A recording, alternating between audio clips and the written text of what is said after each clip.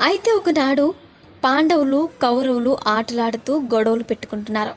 అలా పెట్టుకున్న గొడవల్లో ఇక భీముడు వారిని ఓడించి అలసిపోయి ఒక చెట్టు కింద నిద్రిస్తున్నాడు. ఇక అది గమనించిన దుర్యోధనుడు తన మేనమామ శకుని చెప్పిన ఉపాయంతో భీముణ్ణి వధించాలని చూశాడు. అయితే అనుమానం వస్తుందని అతని సారథి చేత విషసర్పాలను ఇచ్చి నిద్రిస్తున్న భీమునిపై వేయడానికి పంపించారు. అయితే అలా భీముడిపై పామును వదిలిన వెంటనే దుర్యోధన అక్కడే ఉన్న చెట్టు పక్కన ఉండి గమనిస్తున్నారు. ఆశ్చర్యంగా ఆ పాములు భీముని ఏమీ చేయలేకపోయాయి.